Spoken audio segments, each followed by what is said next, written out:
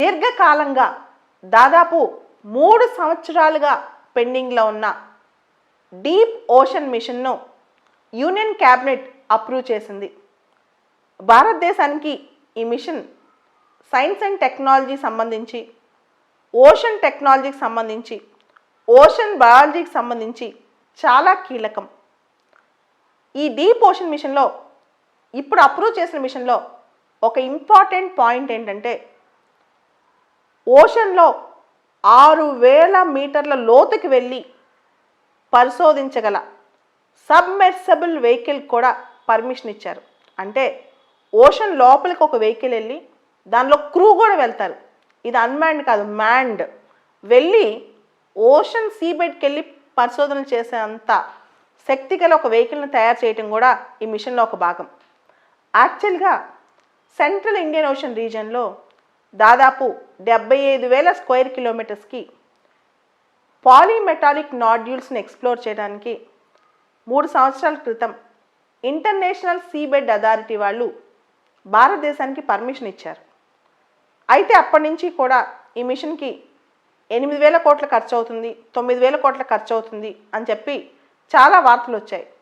Union government పూర్తి స్థాయిలో దీన్ని ఇంకా స్టార్ట్ చేయలేదు. నిన్న యూనియన్ క్యాబినెట్ దీనికి పర్మిషన్ ఇచ్చింది. అయితే మన మినిస్ట్రీ ఆఫ్ ఎర్త్ సైన్సెస్ భారతదేశంలో దీనికి నోడల్ మినిస్ట్రీగా వ్యవహరిస్తుంది. International seabed authority headquarters జమైకాలో ఉన్నాయి. వాళ్ళు భారతదేశానికి దీన్ని ఎక్స్ప్లోర్ చేసే పర్మిషన్ ఇచ్చారనమాట. అంటే వచ్చే 15 సంవత్సరాల్లో పాలీమెటాలిక్ నాడ్యూల్స్ను, మినరల్స్ని ఎక్స్ప్లోర్ చేయొచ్చు. అయితే అది సెంట్రల్ ఇండియన్ ఓషన్ రీజియన్లో 75,000 మీటర్ల ప్రాంతం మాత్రమేనమాట. సో దీనికోసం వచ్చే 5 సంవత్సరాల్లో భారతదేశం 4,077 కోట్లను ఖర్చు చేయబోతోందంట. బేసిక్ వర్క్ కోసం, మినిమం బేసిక్ వర్క్స్ ఉంటాయి కదా, దానికోసం 4,077 కోట్ల రూపాయలు చేయబోతోంది. ఈ డీప్ ఓషన్ మిషన్ సక్సెస్ అయితే అసలు ఈ మిషన్ వల్ల మనకు వచ్చే ప్రయోజనాలు ఏంటి, మనకు వచ్చే లాభాలు ఏంటో ఒకసారి చూద్దాం. ముందుగా మ్యాన్డ్ సబ్మెర్సిబుల్ వెహికల్ పంపించడం వల్ల ఓషన్ సీబెడ్లో ఉండే రకరకాల మినరల్స్ తెలుసుకోవటం, వాటిని ఎక్స్ప్లోర్ చేసుకోవడం జరుగుద్ది. రెండోది పాలీమెటాలిక్ నాడ్యూల్స్ కనుక దొరికితే వాటిలో cobalt, manganese, nickel, copper, iron ఇలా రకరకాల మినరల్స్ ఉండొచ్చు. దాంతో ఎలక్ట్రిక్ గూడ్స్ ఇండస్ట్రీస్ కానీ, లేకపోతే ఈ కంప్యూటర్స్లో వాటిలో వాడే చిప్స్, వీటన్నిటిలో కూడా ఇవి పనికొస్తాయి.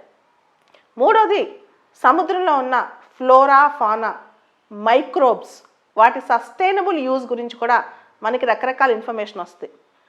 ఇండైరెక్ట్గా అంట భారతదేశానికి ఇది కనుక సక్సెస్ అయితే 100 సంవత్సరాల పాటు ఎనర్జీ రిక్వైర్మెంట్స్ సరిపడే అంశాలు కూడా బయటపడవచ్చు. అంటే ఇండైరెక్ట్గా మనకి ఎనర్జీ రిక్వైర్మెంట్స్ కూడా సపోర్ట్ చేయొచ్చు.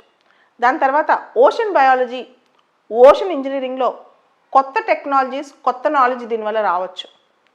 దాంతోపాటు హైడ్రో థర్మల్ మినరల్స్ కూడా మనం ఎక్స్ప్లోర్ చేసే అవకాశం ఉంది.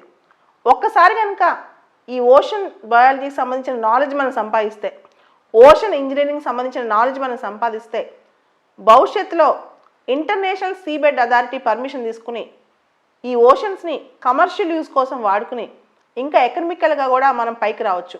ఈ డీప్ సీ ఓషన్ మిషన్ వల్ల సముద్ర మట్టంలో క్లైమేట్ చేంజ్ వల్ల జరిగే ప్రభావాలు, దాంతోపాటు ఆఫ్షోర్ ఓషన్ ఎనర్జీ కన్వర్షన్స్, వీటన్నిటికి సంబంధించిన అంశాలు కూడా మనం తెలుసుకోవచ్చు. ఈ డీప్ సీ ఓషన్ మిషన్ వల్ల సముద్ర మట్టంలో క్లైమేట్ చేంజ్ వల్ల జరిగే ప్రభావాలు, దాంతోపాటు ఆఫ్షోర్ ఓషన్ ఎనర్జీ కన్వర్షన్స్, వీటన్నిటికి సంబంధించిన అంశాలు కూడా మనం తెలుసుకోవచ్చు. అందరికీ తెలుసు బ్లూ ఎకానమీ అనే ఒక కాన్సెప్ట్ స్టార్ట్ అయింది.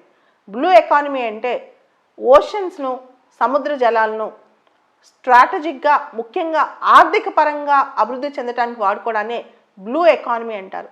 ఈ బ్లూ ఎకానమీ అనే పదాన్ని గుంటర్ పౌలి అని ఆయన ఫస్ట్ టైం వాడారు. బ్లూ ఎకానమీ అనే పుస్తకం కూడా ఆయన రాశారనమాట. సో వచ్చే 5 సంవత్సరాల్లో ministry of earth sciences nodal మినిస్ట్రీగా వ్యవహరించే ఈ డీప్ ఓషన్ మిషన్కి సక్సెస్ అవుద్దని, ఈ మిషన్ ఖచ్చితంగా ఓషన్ టెక్నాలజీలో భారతదేశాన్ని ముందంజలో ఉంటుందని, ఒకవేళ కనుక ఈ సబ్మెర్సిబుల్ వెహికల్స్ డీప్ సీలో కనుక మనం పంపించగలిగితే, అందరికి తెలుసు బ్లూ ఎకానమీ అనే ఒక కాన్సెప్ట్ స్టార్ట్ అయింది. బ్లూ ఎకానమీ అంటే ఓషన్స్ను, సముద్ర జలాలను స్ట్రాటజిక్గా, ముఖ్యంగా ఆర్థిక పరంగా అభివృద్ధి చెందడానికి వాడుకోవడాన్ని బ్లూ ఎకానమీ అంటారు. ఈ బ్లూ ఎకానమీ అనే పదాన్ని గుంటర్ పౌలి అని ఆయన ఫస్ట్ టైం వాడారు.